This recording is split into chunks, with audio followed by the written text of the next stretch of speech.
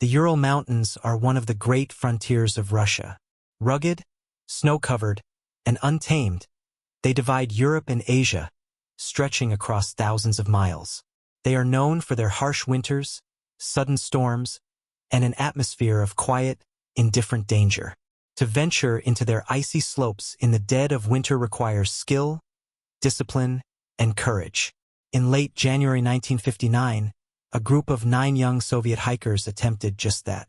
They were students and graduates from the Ural Polytechnic Institute in Sverdlovsk, full of energy and ambition.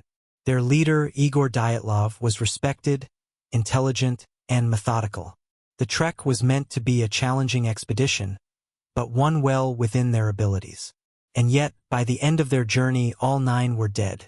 Their tent was discovered slashed open from the inside, their bodies scattered across the mountainside in various states of undress, their injuries ranging from hypothermia to gruesome trauma. Some had fractured skulls and broken ribs. One woman was missing her eyes and tongue. Even more baffling, traces of radiation were found on their clothing. The case became known as the Dyatlov Pass Incident, and for more than 6 decades, it has haunted investigators, historians, and conspiracy theorists alike.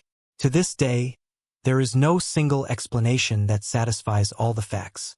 Theories range from avalanches to Soviet military experiments, from psychological breakdowns to UFO encounters. What happened that night in February 1959 remains one of the most chilling mysteries of the modern era. Part 1: The Hikers. The Dyatlov group was a mix of friends, classmates, and fellow mountaineers. Most were in their early 20s, fit, bright, and experienced in winter expeditions. Each had been tested by the outdoors before. This was not a novice team. Igor Dyatlov, 23, the leader. Calm, intelligent, with a reputation for excellent planning.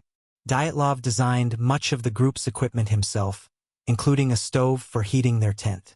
Zina Kalmogorova, 22, a lively, strong young woman. She had a history of enduring harsh conditions and was admired for her resilience. Luda Dubinina, 20, known for her serious personality and dedication. Athletic and tough, she had previously been shot during a hunting accident and survived. Yuri Doroshenko, 21, courageous, once wrapped himself in a blanket and stood outside in -20°C just to prove his endurance. Georgy Krivonischenko, 23, the joker of the group, always singing and bringing humor. He had previously worked at a nuclear facility. Rustam Slobodin, 23, a skilled athlete, particularly in running. He was disciplined and determined. Nikolai Kolya Thibault-Brignol, 23, tall, clever, and physically strong. His family had French heritage. Alexander Sasha Kolevatov, 24, quiet, thoughtful, a physics student with knowledge of chemistry. Semyon Alexander Zolotaryov, 38, the odd one out, much older, a last-minute addition. He was a World War II veteran and instructor, experienced but mysterious. Yuri Yudin, 21, the 10th member, who left the group early due to health issues. He would later say this twist of fate saved his life. Their journals and photographs, which survived the journey, show a cheerful, optimistic group. They joked, posed for silly pictures, and documented their trek meticulously. The final images are haunting. Smiles frozen in time, days before tragedy struck. Part 2: The Journey. The hikers left Sverdlovsk on January 23, 1959. They traveled by train, bus, and finally truck to reach the edge of the wilderness. On January 28, Yuri Yudin fell ill with sciatica and was forced to return home. It was a difficult decision, but one that saved his life. He would be the sole survivor. The rest pushed forward. On January 31st, they camped in a wooded valley and prepared to cross into more difficult terrain. The next day, February 1st, the weather turned harsh. Snowstorms limited visibility. Instead of descending into the safety of the forest, they decided to pitch their tent on the exposed slope of Kolotsyakal, a mountain whose name in the Mansi language meant Mountain of the Dead. Why they chose this spot remains debated. Some believe Dyatlov wanted to practice camping in exposed conditions. Others suggest they simply lost visibility and decided to stop rather than risk navigation in worsening weather. Whatever the reason, the decision placed them in a vulnerable position. That night would be their last. Part 3. The Search. When the group failed to send their expected telegram by February 12th, families grew concerned. At first, authorities dismissed the delay, assuming the group was simply behind schedule. But as days passed, anxiety grew. On February 20th, search parties were organized, consisting of students, volunteers, and military personnel. Planes and helicopters were dispatched to scour the snow-covered slopes. It was not until February 26th that the first sign of the hikers was found. Searchers discovered the group's tent. It was partially collapsed and covered in snow, but what stunned investigators was its condition. The tent had been slashed open from the inside. All the hikers' boots, coats, and supplies were left behind. Inside were diaries, cameras, and food, everything you would expect to find if the group had calmly stayed. Instead, it appeared they had fled in panic. Part 4. The First Bodies. Following tracks in the snow, rescuers found the first bodies about 1.5 kilometers downhill near a cedar tree. Yuri Doroshenko and Yuri Krivonischenko lay side by side, stripped to their underwear, barefoot. Their hands were badly burned, and the remnants of a small fire were nearby. Branches above them were broken, suggesting they had tried desperately to climb the tree, perhaps to look for the tent, or perhaps to escape something. Nearby, 3 more bodies were discovered between the cedar and the tent. Igor Dyatlov, Zina Kalmogorova, and Rustam Slobodin. They were positioned as if crawling back toward the tent, frozen in the snow. Slobodin's skull showed a fracture, though it was unclear if it occurred before or after death. These 5 bodies told a story of confusion, desperation, and exposure. But the mystery deepened when the final 4 were discovered months later. Part 5. The Ravine Bodies. In May, as the snow melted, searchers found the remaining 4 hikers, Ludmila Dubinina, Nikolai Thibeaux-Brignol, Alexander Kolevatov, and Semyon Zolotaryov, in a ravine, buried under several feet of snow. Their injuries were shocking. Thibeaux-Brignol had a fractured skull. Dubinina and Zolotaryov had multiple broken ribs and massive internal bleeding. Dubinina's eyes and tongue were missing. Even stranger, some of their clothing tested positive for radioactivity. The injuries were described by investigators as being more consistent with a car crash than a fall. Yet there were no external wounds to match the internal trauma. Part 6. The investigation begins. The Soviet authorities quickly launched an investigation, but the case baffled even seasoned investigators. The condition of the tent was the first major puzzle. Why was it slashed from the inside? Why had 9 experienced hikers left behind their boots, coats, and supplies in temperatures as low as -30 degrees Celsius? The official autopsies confirmed hypothermia as the cause of death for most, but the violent injuries found on Thibeaux-Brignol, Dubinina, and Zolotaryov suggested something far stranger. These were not the types of wounds typically associated with freezing to death. Adding to the mystery, some of the hikers' skin had turned an unusual orange-brown color, and their hair had a grayish tint.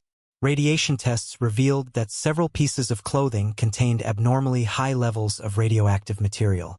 Rumors began spreading. Something was wrong and people wanted answers. Part 7. Official Silence. At first, Soviet investigators seemed committed to solving the mystery. But within months, the case was abruptly closed. The official cause of death was listed as, "The hikers died as a result of an unknown compelling force which they were unable to overcome." That was it. No further explanation. No culprits. No suspects. The files were classified, and families were left without closure. In the Soviet Union of 1959, secrecy was the norm, and unexplained deaths in a remote wilderness could easily be buried under bureaucracy. But as decades passed, the mystery of Dyatlov Pass only grew. Part 8. Theories. Theories about what happened on the night of February 1st to 2nd, 1959, are as numerous as they are bizarre. Let's explore the most prominent. 1. Avalanche theory. The most conventional explanation is that an avalanche forced the hikers to cut their way out of the tent and flee. Terrified, they sought shelter in the woods but succumbed to the cold. However, this theory struggles with the facts. The slope of Kolytsyakhl was not steep enough for a major avalanche. There were no signs of a large snowslide. The tent and belongings were not buried under snow. Still, in 2019, Russian authorities revisited the case and concluded an avalanche was indeed the most likely cause, a conclusion many researchers still contest. 2. Katabatic winds. Some modern scientists propose katabatic winds, sudden, powerful gusts that can mimic the force of an avalanche. These winds may have created panic, leading the group to believe the tent was unsafe. This could explain the hasty exit, but not the traumatic injuries. 3. Infrasound panic. Another natural theory suggests unusual wind conditions around the mountain-generated infrasound, low-frequency vibrations capable of inducing fear, nausea, and panic in humans. This might explain why the hikers fled irrationally, but it cannot explain the broken ribs and fractured skulls. 4. Mansi attack.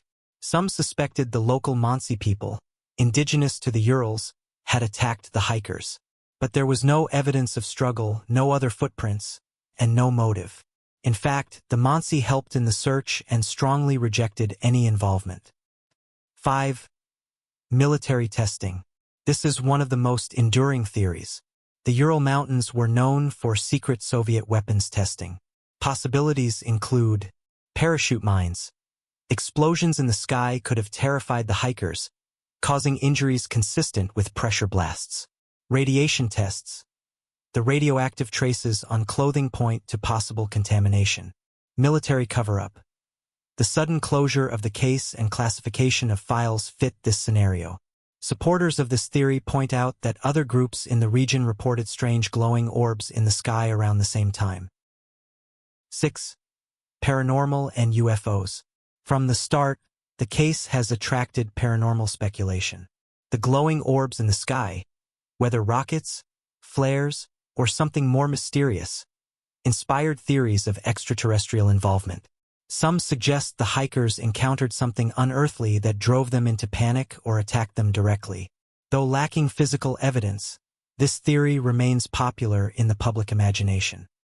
7. Internal conflict. Another theory suggests a violent dispute broke out among the hikers. But the evidence of cooperation, like shared clothing and attempts to survive, makes this unlikely. 8. Escape from the tent explained. The single most baffling detail remains the slash tent.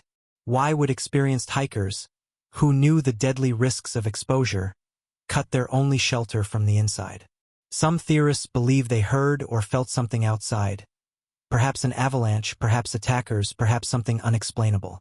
Whatever it was, it drove them into the freezing night with no protection. Part 9. The Survivor's Regret. The 10th hiker, Yuri Yudin, lived with survivor's guilt for the rest of his life. He often said he felt that fate had spared him, but the burden of that chance decision, turning back because of illness, never left him. Before his death in 2013, Yudin admitted he did not believe the avalanche theory. He was convinced the truth was darker, perhaps a military cover-up. He believed the Soviet authorities knew more than they admitted. Part 10. The Case Revisited. In the decades since, independent researchers, journalists, and scientists have revisited Dyatlov Pass repeatedly. Each time, new details or interpretations emerge, but no consensus is ever reached. The photographs recovered from the hikers' cameras remain chilling artifacts. Some show the group joking and smiling. Others show them constructing their tent on the snowy slope. The final images are blurry, dark, and haunting, with strange lights in the distance. Autopsy reports reveal contradictions. Official statements conflict with eyewitness memories. Theories multiply, but the answers remain elusive. Part 11. The Legacy of Dyatlov Pass. The Dyatlov Pass incident is more than a mystery. It has become a cultural legend. Documentaries, books, and films retell the story, each with their own spin. Adventurers trek to the site, now officially named Dyatlov Pass in honor of Igor Dyatlov. Conspiracy theorists and paranormal enthusiasts keep the debate alive online. What makes the case so enduring is not just the tragedy, but the sheer strangeness of it. Each piece of evidence deepens the mystery rather than resolving it. Conclusion: the 9 hikers of Dyatlov Pass were young, vibrant, and full of life. Their final journey into the Ural Mountains should have been another chapter of adventure, but instead became a tragedy that defies explanation. More than 60 years later, we are left with fragments.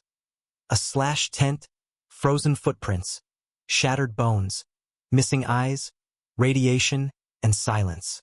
The official record says they died from an unknown compelling force.